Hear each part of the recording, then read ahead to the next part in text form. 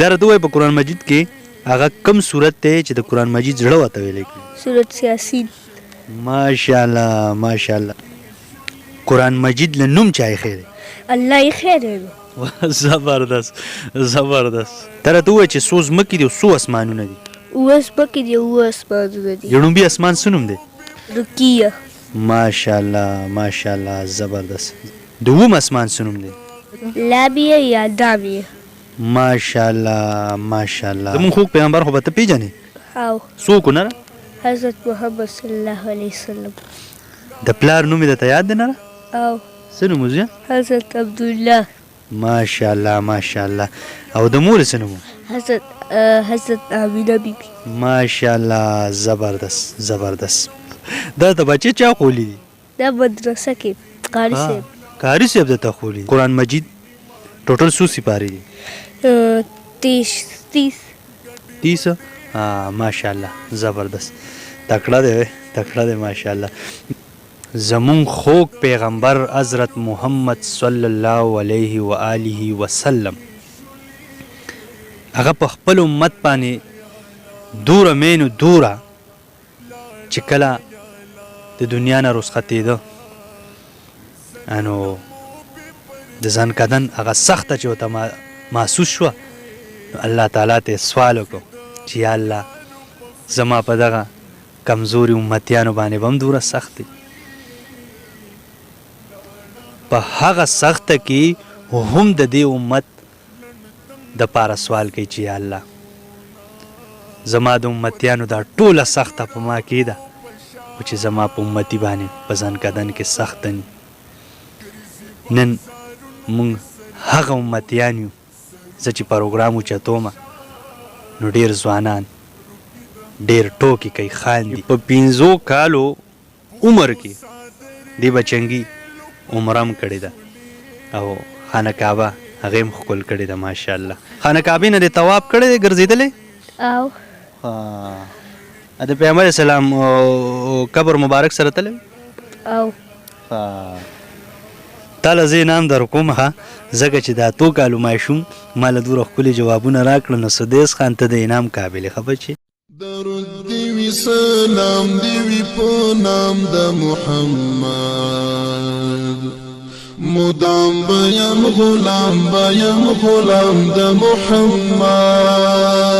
درود دی وی سلام دی وی په نام د محمد مدام بیان غلام.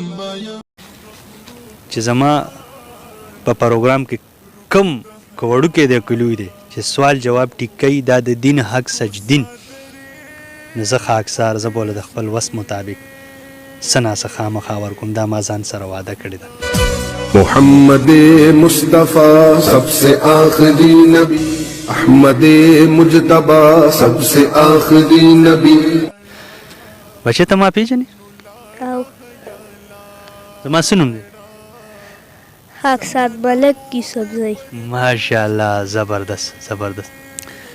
قدرمنو مونږ دغه یو څو پوښتنې بیا په دې کوو چې زمونږ خوږ پیغمبر دی حضرت محمد صلی الله علیه و آله وسلم. ډېر دوستان به وایي چې د همدغه پوښتنې کوي دا ډېرې اهم دي دا ډېرې ضروري دي. زمونږ خوږ پیغمبر حضرت محمد صلی الله علیه و آله وسلم د هغه شجره یادول دا په مونږ یو قسم نه دا په مونږ فرض دي.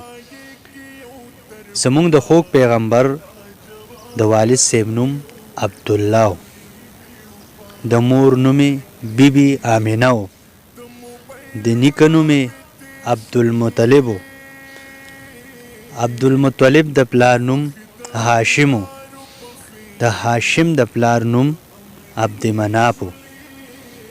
کم از کم د دغې پورې دا یادول دا ډېر زیات لازمي دي. دا بچنګې ټورسټ هم دی ډېر زیات ځایونو ته چکرې هم وهلي دي خو د دین زده کړه یې ورسره هم کړې ده. شکر الحمدلله داسې یو چې په 15 کاله عمر کې د عمره کړې ده خانه کعبې ښکل کړې ده خانه کعبې لیدلې ده د پیغمبر اسلام روزه مبارک له هم تللی دی. زما په خیال چې زما هم ډېره غټه خوش قسمتي ده چې داسې بچنګي سره ناست یم. دغه لاسونه دغه سترګې د ده ښکلول پکار دي چې دومره قیمتي ځای له تللی دی او بیا یې ښکل کړي هم دي دغه ځایونه. نو الله دې وکړي چې مونږ د خپل دین سپایان جوړ شو، که ډېر خدمت نه کوو چې څه ټک پک کوو. قسم په خدای زمونږ خوږ پیغمبر حضرت محمد صلی الله علیه و آله وسلم هغه په خپل امت باندې دوره مینو دوره چې کله د دنیا نه رخصتېده نو د ځان کدن هغه سخته چې ورته محسوس شوه، نو الله تعالی ته سوال وکړو چې یا الله زما په دغه کمزوري امتیانو باندې به هم دوره سخت دی، په هغه سخته کې هم د دې امت د پاره سوال کوي چې یا الله زما د امتیانو دا ټوله سخته په ما کې ده او چې زما په امتي باندې په ځان کدن کې سخت دي. نن مونږ هغه امتیان یو، زه چې پروګرام اوچتوم نو ډېر ځوانان ډېر ټوکې کوي، خاندي، دوره کمزوري شو. په ټولو پیغمبران ټول ښکلي خو زمونږ پیغمبر دا پکې غوره و، د پکې امت هم غوره دی. د ټول نړومبی به زمونږ خوږ پیغمبر جنت ته ځي او بیا به د امت جنت ته ځي، بیا به نور پیغمبران او نور امتیان د خلکو چې کوم مطلب کوم پیغمبران او کوم امتیان دي هغه به بیا جنت ته ځي. زمونږ دپاره ډېره د خوشحالۍ خبره خو چې ولې مونږ دا خپل خوږ پیغمبر دی مخې ته کوو نه ځان له. بچې ستا هم ډېره مننه، ستا مور پلار ته هم سلام کوم چې داسې ښایسته بچی رالوی کړی دی، بیا په دې سخت دور کې ستا یې ښکلی تربیت کړی دی. ستا استاز خاص کرکاري صاحب زه دا هم ډېره شکریه ادا کوم چې زما په پروګرام کې داسې بچنګې ماله رالی چې زما یې د هر سوال جواب ټیک کو.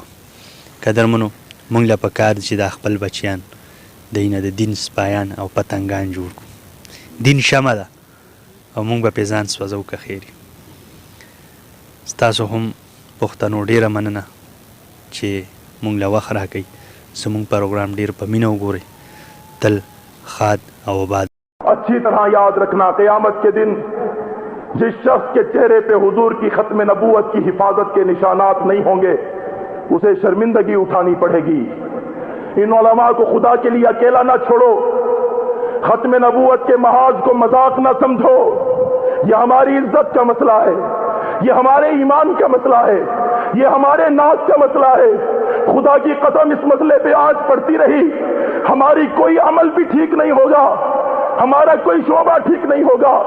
आज एनजीओ के जरिए से, टेलीविजन के जरिए से जाओ, अदाकारों और फनकारों में तुम्हें कादियानी मिलेंगे, डांस करने वालों में और नाचने वालों में तुम्हें कादियानी मिलेंगे, जिस्म फरोश औरतें तुम्हें कादियानी और मिर्जाई मिलेंगी. मुसलमानों अपने किरदार को ऊंचा करो, इस मलऊन टीवी को निकाल दो ताकि कादियानियत का जहर हमारे घर में ना आ सके. डिश एंटीनों को तोड़ के फेंक दो ताकि मिर्जा मलऊन का की बदबूदार नापाक शक्ल हमारे घरों में ना आए. अपनी आंखों में हया पैदा करो ताकि अपनी गलीज औरतों के जरिए से ये हमें शिकार न कर सके. मोहम्मद मुस्तफा सबसे आखिरी नबी, अहमद मुजतबा सबसे आखिरी नबी.